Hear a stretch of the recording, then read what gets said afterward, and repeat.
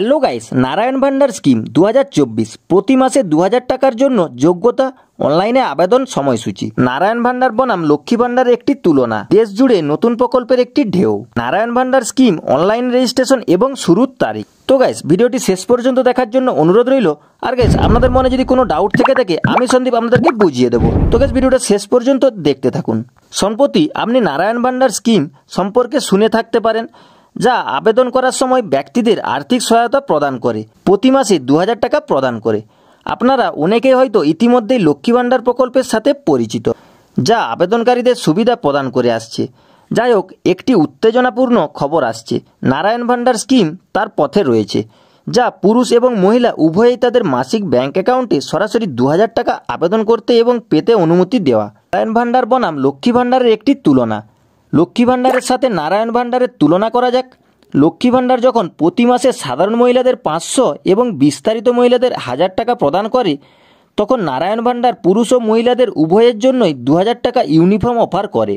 এটা মনে রাখা গুরুত্বপূর্ণ যে এই প্রকল্পের লক্ষ্য জাতি, ধর্ম বা জাতি নির্বিশেষে সমান আর্থিক সহায়তা প্রদান করা। কেন্দ্রীয় সরকারের একটি উদ্যোগ। নারায়ণ ভান্ডার প্রকল্প রাজ্য সরকারের উদ্যোগ নয়, কেন্দ্রীয় সরকারের সৃষ্টি। যাই হোক, এটি এমনভাবে নামকরণ করা হয়েছে যা লক্ষ্মী ভান্ডারের মতো একটি রাজ্য স্তরের প্রকল্প। নিশ্চিত থাকুন, যারা ইতিমধ্যেই লক্ষ্মী ভান্ডার থেকে উপকৃত হয়েছেন তাদের প্রতি কোনো বৈষম্য করা হবে না। দেশ জুড়ে নতুন প্রকল্পের একটি ঢেউ। 2024 লোকসভা নির্বাচনে ঘনিয়ে আসার সাথে সাথে বিভিন্ন রাজ্য এবং কেন্দ্রীয় সরকার সাধারণ মানুষের সুবিধার জন্য নতুন প্রকল্প চালু করছে। প্রধানমন্ত্রী নরেন্দ্র মোদী কয়েকদিন আগে রাজ্য চাকরি মেলার মাধ্যমে 51,000 জনকে নিয়োগপত্র বিতরণ করেছেন। কিন্তু কেন্দ্রীয় সরকার তার কর্মচারীদের বেতন 46% বাড়িয়ে এবং উজালা যোজনা 2.0 ঘোষণা করা হয়েছে। এই উন্নয়নগুলি নির্দেশ করে যে সাধারণ নাগরিকরা শীঘ্রই উল্লেখযোগ্য জীবনের উন্নতি দেখতে পাবে। এরপর নারায়ণ ভান্ডার স্কিম অনলাইনে রেজিস্ট্রেশন এবং শুরুর তারিখ। যাই হোক, এটি লক্ষ্য করা গুরুত্বপূর্ণ যে নারায়ণ ভান্ডার প্রকল্প তার শুরুর তারিখ ঘোষণা করেনি বা নিবন্ধনটি অনলাইনে বা অন্য উপায়ে পরিচালিত হবে কিনা।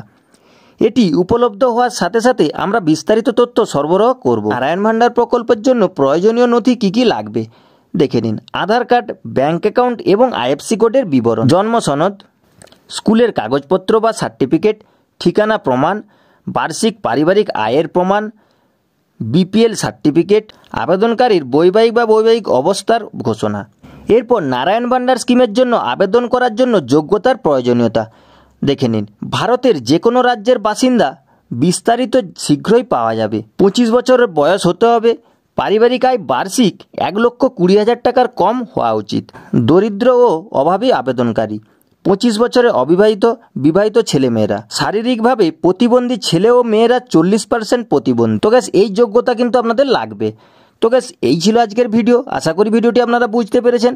আর গ্যাস, যদি আপনাদের মনে আরও কোনো ডাউট থেকে থাকে কমেন্টে জানাতে পারেন। তো গ্যাস, ভিডিওটি শেষ পর্যন্ত দেখার জন্য অনেক ধন্যবাদ। আর গ্যাস, ভিডিওটি যদি ভালো লেগে থাকে ছোট্ট একটা লাইক করে দেবেন। আর গ্যাস, এরকমই নিত্য নতুন আপডেট সবার আগে পেতে চ্যানেলটি সাবস্ক্রাইব করে রাখবেন।